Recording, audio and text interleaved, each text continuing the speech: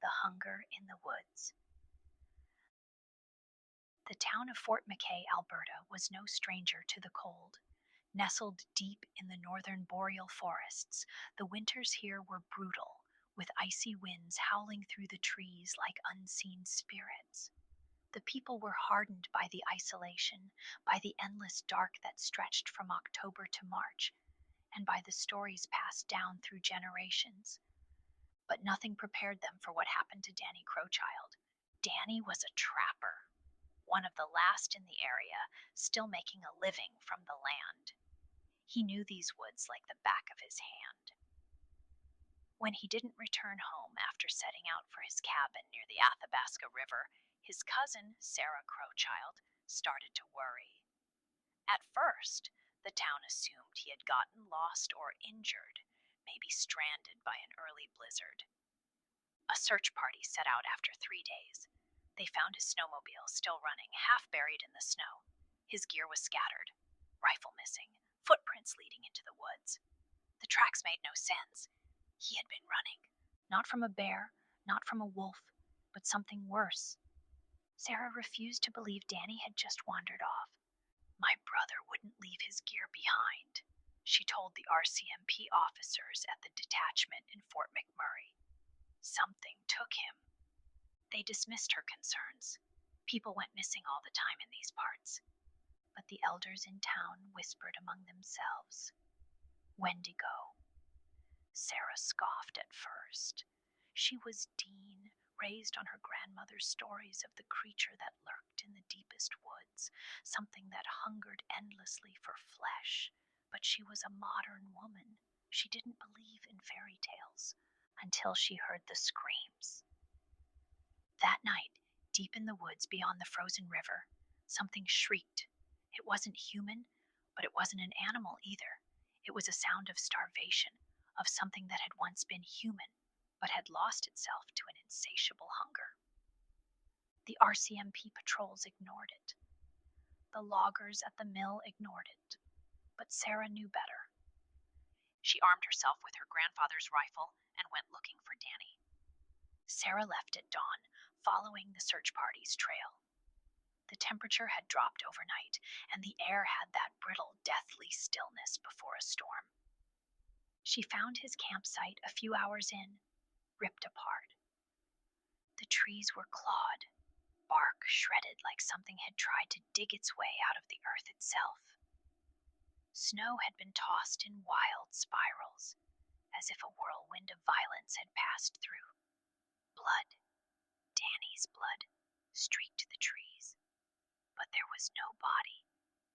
And then she saw the tracks. They weren't Danny's anymore. Long, grotesque footprints, almost human, but wrong. The toes elongated, as if something had stretched his feet into talons. He had changed. The realization made her stomach drop. The Wendigo wasn't hunting Danny. Danny was the Wendigo. She followed the tracks further, rifle trembling in her hands. The deeper she went, the quieter the forest became. Even the crows refused to caw here. Then she heard it, a whisper on the wind. Her name. Zara. She froze. The voice was familiar. Wrong. And then she saw him. Danny, or what had once been Danny, stood among the trees. His body was stretched, emaciated beyond recognition. His skin clung to his bones, gray and frostbitten, his lips peeled back in a permanent grin. His eyes, once warm and full of laughter, were now hollow pits of black hunger. His fingers ended in clawed talons, and his chest rose and fell too fast, like an animal struggling to contain its instincts. He grinned at her. So hungry. Sarah raised her rifle. Danny. The thing let out a guttural, starving moan and lunged. She fired. The bullet hit his shoulder, sending chunks of frozen flesh flying, but he didn't stop. Sarah ran. The trees blurred past her as she sprinted through the snow, heart pounding. Behind her, something monstrous tore through the underbrush, too fast for its gaunt frame. She could hear its breathing, its hunger, just behind her ear. She stumbled into a clearing, a frozen lake bed. The ice groaned beneath her weight, warning her of the danger. Danny, no, the Wendigo burst from the trees. He didn't hesitate. Sarah dropped to her knees and fired 3 more shots. One hit his chest, another his leg. The last one struck his face. He staggered but didn't fall. His lips pulled back into something resembling a grin. Sarah. The ice cracked beneath his feet. She saw it happen in slow motion. His weight shifted, and suddenly the frozen lake gave way. The Wendigo screamed as it plunged into the frigid water. Sarah scrambled backward, watching as the black depths swallowed him whole. For a moment, the woods were silent.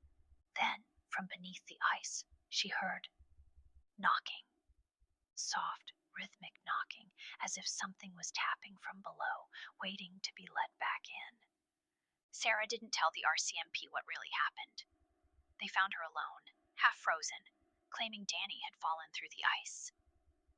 The town mourned him. The search was called off. But Sarah knew the truth. On quiet nights when the wind was still, she could hear it. A whisper carried on the frostbitten breeze. Sarah! And in the distance, beneath the ice, the knocking never stopped.